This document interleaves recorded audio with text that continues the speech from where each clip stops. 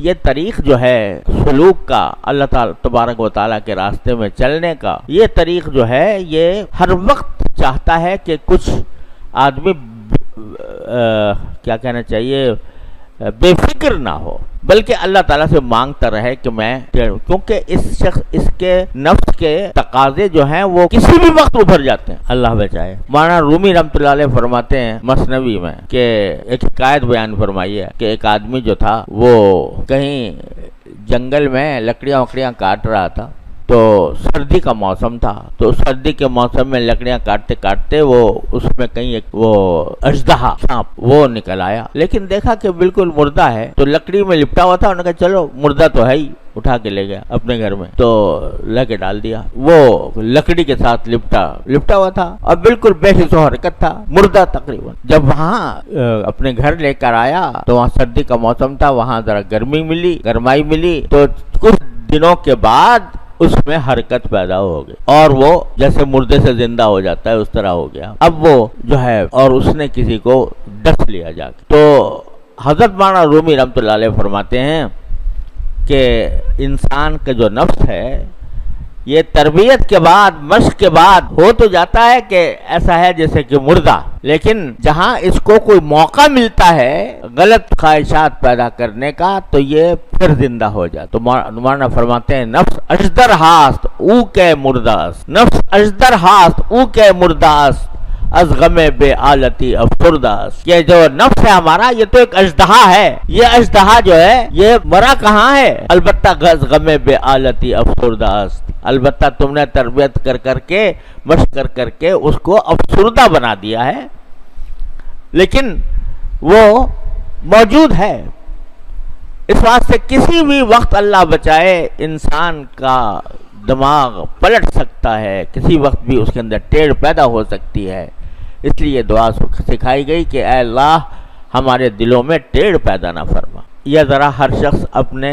دل کو ٹٹول کر دیکھ لے، کتنا ہی اللہ نے اس کو عبادت کی توفیق دی ہو، کتنا ہی اس کو تدین عطا فرمایا ہو، کتنا وہ اپنے آپ کو گناہوں سے بچانے کی کوشش کرتا رہا ہو، لیکن ہر شخص اپنے دل کو ٹٹول کے دیکھ لے کہ کبھی نہ کبھی دل میں غلط خیالات آتے ہیں، برے خیالات آتے ہیں، اور وہ خیالات کبھی ارادے کی حد تک پہنچتے ہیں، کبھی صرف خواہش اور تمنا کی حد تک رہتے ہیں، کبھی ارادے تک بھی پہنچ جاتے ہیں، اللہ بچائے۔ اگر آدمی کی صحبت ٹھیک نہ ہو، اگر اس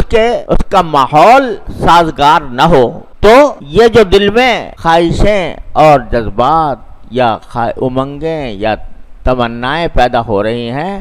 اگر ذرا اس کو ماحول دوسرا ملے تو آدمی بھٹک کے کہیں سے کہیں جا سکتا۔ تو جب کبھی دل میں کسی گناہ کا خیال پیدا ہوتا ہو، ارادہ پیدا ہوتا ہو، خواہش پیدا ہوتی ہو، تو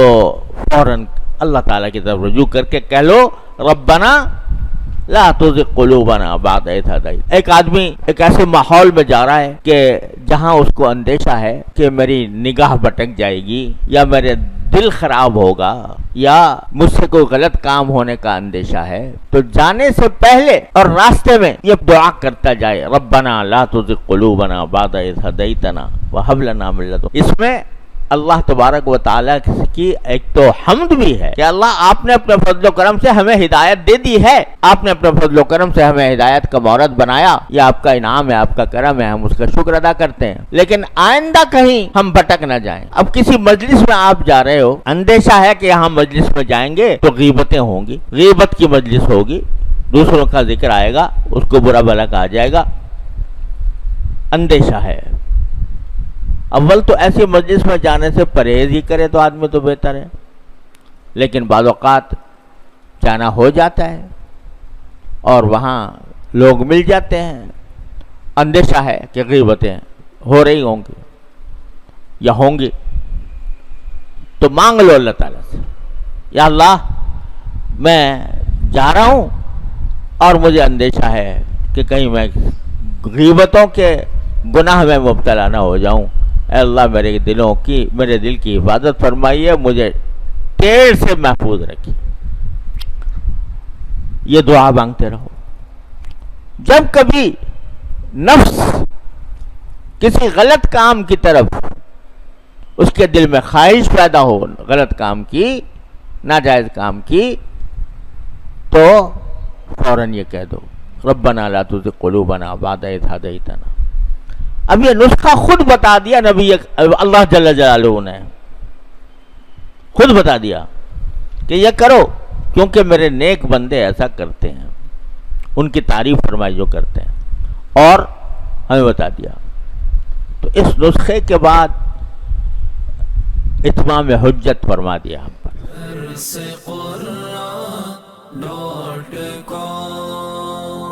www.darsequran.com